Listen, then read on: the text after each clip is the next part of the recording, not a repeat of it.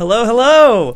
Hey everyone, how's it going? It is so great to be back. I am Sam Anderson, a designer on the Adobe XD team, and tuning in, or streaming in, from New York City. We are just killing it over here, back with Designing Adobe XD, our Friday stream. Just for a half hour, we get a little slice segment into the lives of the design team that is crafting Adobe XD. If you're not familiar with what Adobe XD is, it's a design and prototyping app so that you can design really awesome and wonderful experiences. So I'm back from Thanksgiving break. I'm refreshed. Hopefully everyone else is. It's great to see everyone in the chat. I would love to hear where you're coming in from, where you're tuning in from. Hello, Justin, Mariam, Cindy, Lindsay, Eric, some familiar names, which is really great to see. Santi, hello, Kersey, and Lindsay. Awesome. I'm glad. Yeah. So Lindsay noticed that this is a different background from maybe what you see me with normally. So I also do some of the daily creative challenges, which we also do streaming on here on Behance. But this segment is different because it's not about a daily creative challenge. It's an insight into how the design team behind Adobe XD works, and kind of showing you what we're working on, and like what we've recently come out with, and like hopefully we can start to uncover like our thinking around how we design certain features, and what we're doing. And so I would like to highly encourage that the chat room here on Behance, if you're on the YouTube chat, go over to the Behance chat, and you can interface with me like live right here, right now. I'm reading it. I'm seeing that Santi is saying hi from Argentina. Hello, that's amazing that you're tuning in from so far away. From Kersey is from the Dominican Republic. That's great. And so this engagement is really important, because if you have questions about XD, if you're like wondering why maybe we had a certain decision that we made, or if you kind of like want some sort of like inside scoop, like this is the person to ask. So get your questions ready, because we are diving into one of the newer features in XD that is highly underrated. Do you guys know what the underrated feature is? Okay. Maybe if you're an advanced prototyper, you know what this feature is, but it's called multiple triggers, and that might be kind of confusing. You might not know what exactly that means, but multiple triggers is a way for you to attach multiple interaction triggers to a single object in XD prototyping. I can show you some of the basics of what XD prototyping is, but basically in previous versions in XD, you could just have one interaction trigger per object. And so what that looked like, I will show you real quick. Okay, let's go to my computer and we'll look at what XD looks like. And so for those that are maybe not familiar, let's recap some of the basics. So it's a design tool for lots of different screens and surfaces. We can see all the different surfaces we can design for here. Let's say just like, iPhone, for example, right? Later, we're going to be designing for one of these guys. So you have that to look forward to. But basically, we start with an artboard. We have different assets and character styles that we can play around with. And the goal here is that we're designing some sort of app. We're solving a problem, because that's what designers do best. We're solving problems, and we're using this tool to do that, right? And so you go about designing your super cool, awesome app, right? What should this fictional app be? Sam. It's called the Sam app. There we go.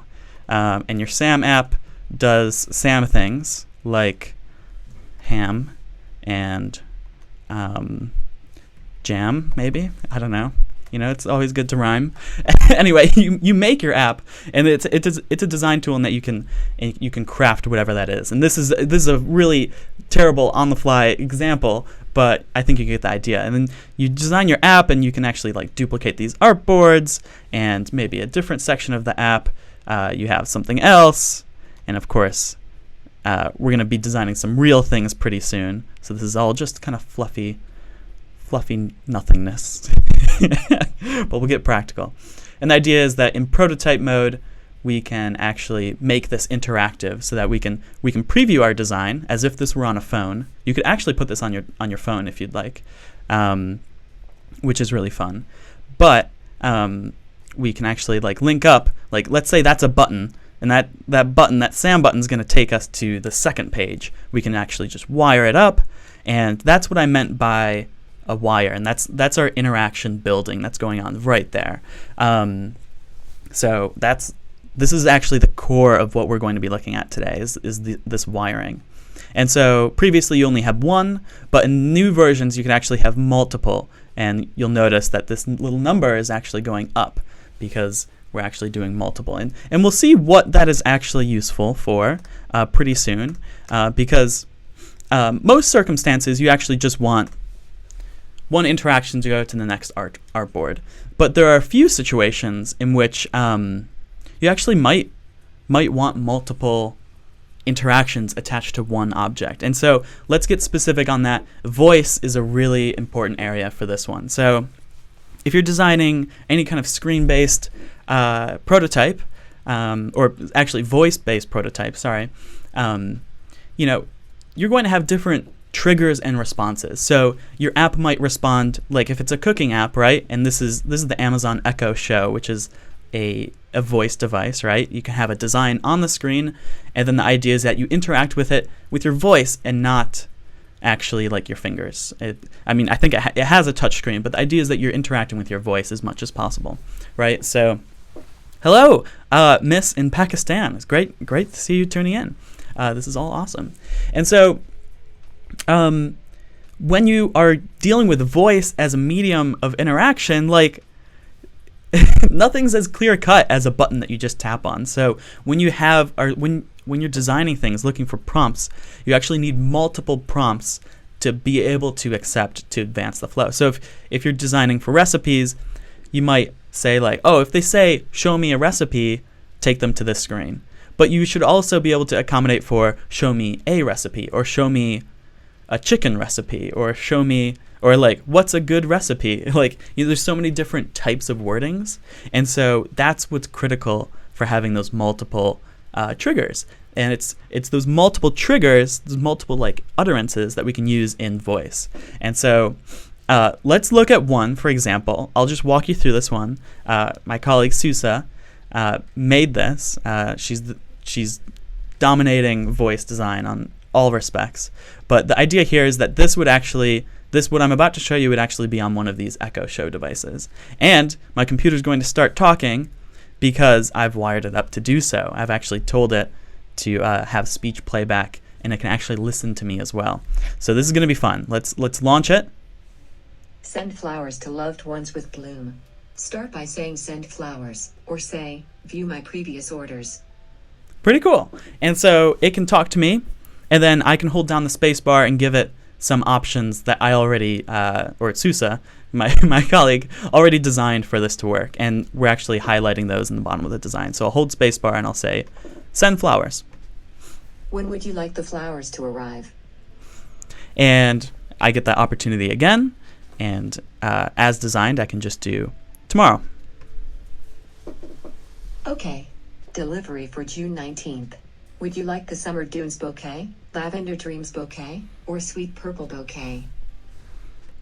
Order Sweet Purple. The Sweet Purple bouquet. To send this to your address, say send flowers. Send flowers. Your order is on its way. Awesome. So that's really cool, and that's actually pretty easy to make in XD, and I'll show you how that was made. But what's key here is that what I just showed you only works with a very specific voice prompts and responses. But we want to make it more versatile so that if I didn't actually say tomorrow, maybe I said Sunday, like we could actually have that respond and do the right thing. Or if I said instead of saying tomorrow, maybe I said June 19. We want it to be able to recognize that. And so let's show you what this looks like currently. And so this is our object. If we're starting at the beginning, this is our object. Try send flowers, and it doesn't actually matter which object you're using, but something that's relevant to what's going to the next screen is going to be important. And we set up our trigger as voice. And so basically all I did is drag out a wire from this object, we'll select voice, and we have our first command, which is send flowers. Now,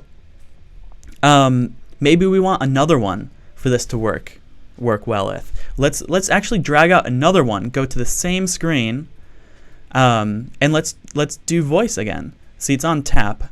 It uses the one that you most used recently. So let's go back to voice, and let's add another trigger. So the first one was send flowers, but for this one, maybe we do buy flowers, because it should also be able to interpret that, and it should actually go to the same thing, right? And then maybe we do another one, we drag out another, we go to this, and maybe it's like get flowers. You know, all of these should be able to kind of work with how people speak naturally. But the thing is, with how XD works right now, you do need the exact phrase that people are going to be saying. So cool stuff. And throw in any questions about this into the chat, and I would be happy to answer them. And then so they get to this one, this artboard. This artboard has a time response, a time trigger, which just means like automatically when that artboard loads, let's have a speech response. And then this voice, Joanna, does when would you like the flowers to arrive? So that's the next part. And we have a wire going from this to the next one. We have that as a voice trigger. The command is tomorrow. But again, if we want multiple utterances to be able to go to this next one, also to tomorrow, we can do, like, let's do June 19. Because in this scenario, June 19 is also tomorrow. So both of these go to the same place. And so both of those would work. Let's say you want to be able to say like Saturday or like a different day. And you can actually design for that as well. So let's say we have a separate flow that kind of branches out from the rest of our flow. And let's say the flower availability for a different day is slightly different. So like I'll move these around. But the idea is that your flowers maybe are different depending on the day. And so if I had other images of flowers, I would like put those in there. But the idea here is that, and maybe it would say the date on here as well, but the idea is that we could also add that as a prompt from this one as well, except it's not going to be going here. We're going to drag it out, go here, and instead of it saying tomorrow, we're going to try maybe like Saturday. And then you actually are starting to build an interactive prototype that isn't just a linear flow, but can actually branch in multiple directions. And so this is all coming from the same object. And so we could do that again. So maybe we do another one. And so instead of Saturday, we could also give the alternate. Maybe they say June 20, right? And so that would work as well. And then this screen could go to another part of the flow, and you could totally dictate which part of the flow that people are going to based on their response, and you can have multiple responses change that flow. Does this make sense? Get some feedback from the chat on how you're responding to this. Does this logically make sense in your brain? If it doesn't, then that means we have to do a better job here at the Adobe XD team, which is okay. We're always open to feedback. So that's a really fun example of how we can use multiple triggers in a scenario of voice. But multiple triggers for one object can actually kind of be helpful in other non-voice situations as well. And so I have another one that we are going to find here. Let's hide that. And let's open my other file that I made for today. And this one it's not a specific flow for any kind of specific need. We're just going to look at one UI use case in particular. So let's look at a date picker. So with a date picker that might be on an iPad like this. So we saw one in that previous example, right? We might want to have like a sliding carousel of dates that you can choose from. And so you can imagine you have like a selected date in the middle, and then dates before and dates after. And ideally, the way that someone interacts with this could be that they drag it up and down, could be that they tap on one in particular. Both of those should work. And in previous versions of XD, you could only have like kind of one at a time per an object. But the idea is like, okay, maybe we want to do both. So both dragging it and it kind of like rotates around a carousel. I'm thinking it would be kind of fun to do like a rotated carousel, literally rotated like this. Let's go into full screen here, focus in, close the assets panel. And I'll show you how we can actually make a kind of convincing rotary carousel for a date selection like this. And you could do it kind of the old-fashioned way where, just as an example, basically what we're going to do is attach two interactions to the same object. So, but first we're going to build out what this rotating carousel looks like. So you could do it the old-fashioned way, which is kind of just duplicating all these text boxes, trying to get them right, rotating them just the right amount, and like trying to get it into a perfect circular shape. But that's kind of a nuisance. So what I've actually done is I've built out this or this. Both of them would work. And this is going to actually act as our guide so that this rotation mechanism, so that this middle one is always straight and the other ones are like perfectly curving off into the distance. And it'll look actually nice, like so that you're rotating this dial and it's spinning like a giant circle. And the idea here is that we can't just spin these elements like this. These elements by themselves, like you could spin them, right? But if you see, like I want them to spin around a circle. And so it needs to be kind of like moving along that path. And so if you were to do it kind of the old way, where you're just kind of like moving that object and rotating it, it would look something like this. Let's do that. And let's make sure we're wired up here. So over here in prototype mode, we would do like, okay, December 3rd, we want this one to be a tap, and then auto animate would go to that next slide. So that's one interaction that we can do. And then just like we did in the other one, let's do another one, but of a different type, drag. It's all automatically selecting that one for me. And we can do auto animate for that as well. So now you'll notice if I tap this, it goes to our second date, or if I drag it, it goes to our second date. So pretty neat. But now you're noticing this is the way that we don't want to do it. This is what we're avoiding. Notice how when it's rotating, we're gonna get into some auto animate details here. It's kind of like going off path, and that's just because it's the objects rotating plainly by themselves. And so we're actually going to build a circle for it to rotate upon, which is going to be really fun because basically objects in XD rotate based on their center point.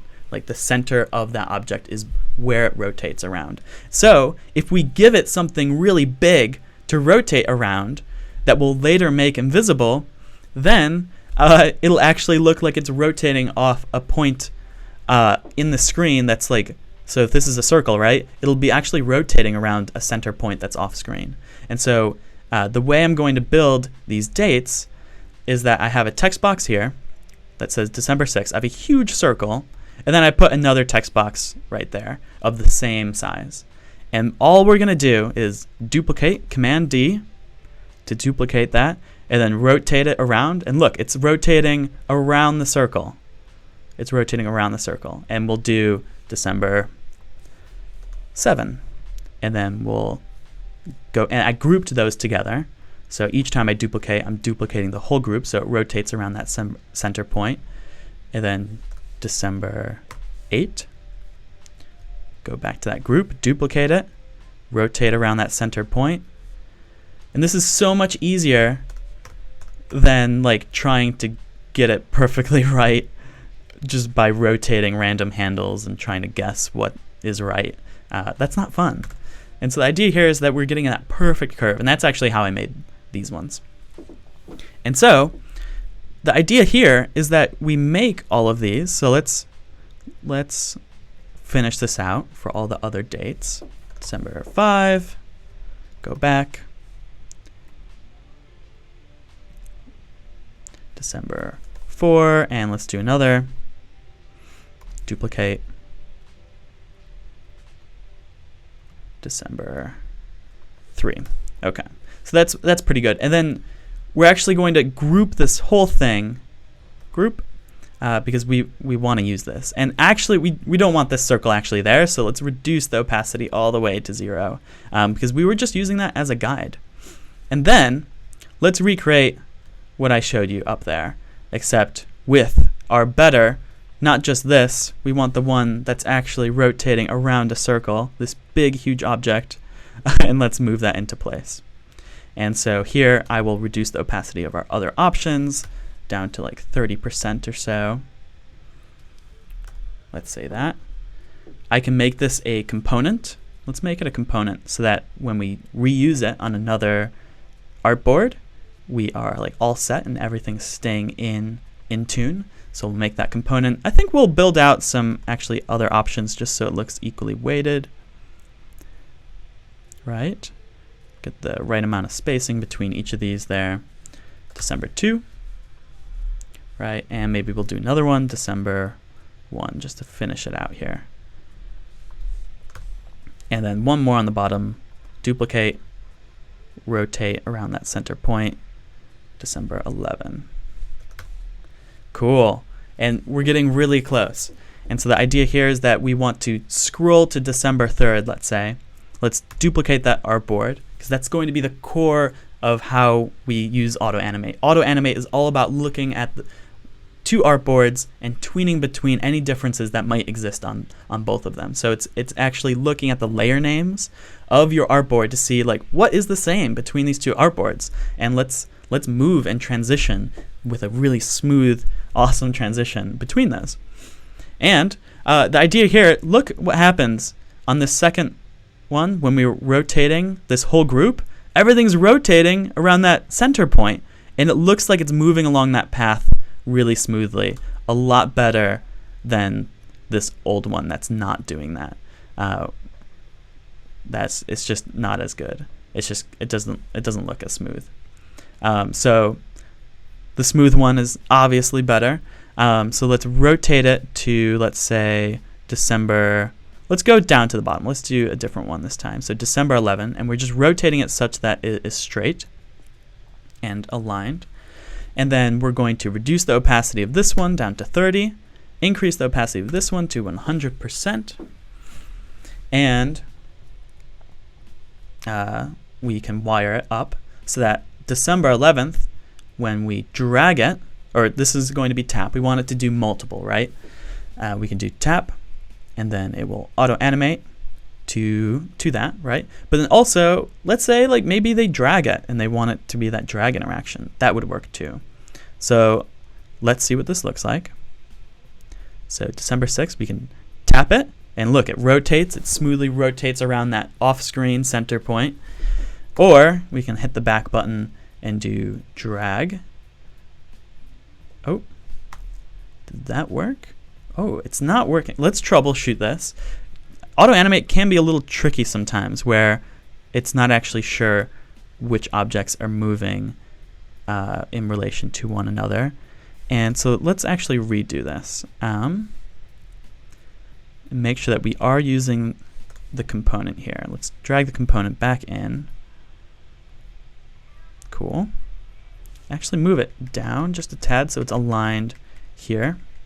That drag one wasn't working, and we'll find out why. I'm not exactly sure, but we can always troubleshoot these details. We'll rotate. Let's do that again. We'll rotate. Maybe because I was doing it in prototype mode and not design mode. And we'll reduce the opacity of this one to 30, increase the opacity of this one to 100 to indicate it's selected. Oh, when we're wiring up, let's actually select that text box instead of the object. I have a feeling that might be part of it. So let's do this text box instead of that whole group. We'll go to there, we'll do tap, and we'll do another one for drag, boom. And then we'll do the other direction as well. So tap, boom, and then drag. Oh yeah, look at that. Oh, that looks great. It's rotating along that edge, and you can actually build these out for all the other dates, so you can smoothly choose like which date do you want to go to. But just one works for the example of this this stream. And let's go in the other direction as well. So let's say we want to go all the way back to December 6th. Let's select that one. Go back. That's a tap. Just drag it out a second time. It'll go to our second interaction of drag. And now that we can go back and forth between them seamlessly, December 6th, December 11, or we can tap on them.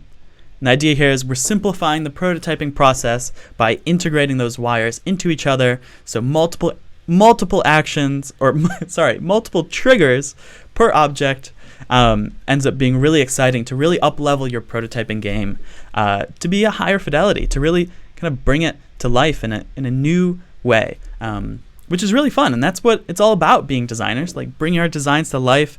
If we want to throw them to other people to try them out, like they could actually play with it and it feels like a real app, and that's our goal.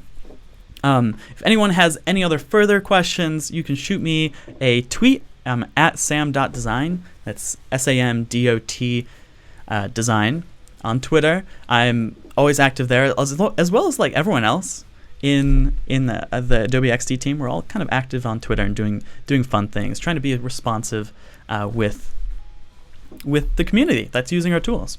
So with that, I'm going to leave you there. If you have any questions, feel free to shout me a message. I'm curious to see what everyone can come up with this really powerful new feature, very underrated new feature that came out at Max recently. So that's it for our stream today. Thanks for tuning in. Designing XD will be back next Friday.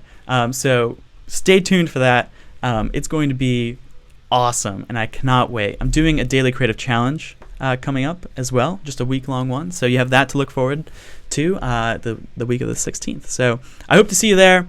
Peace out, everyone. You guys all rock, and can't wait to see you out there in the wild. Okay, bye-bye, everyone.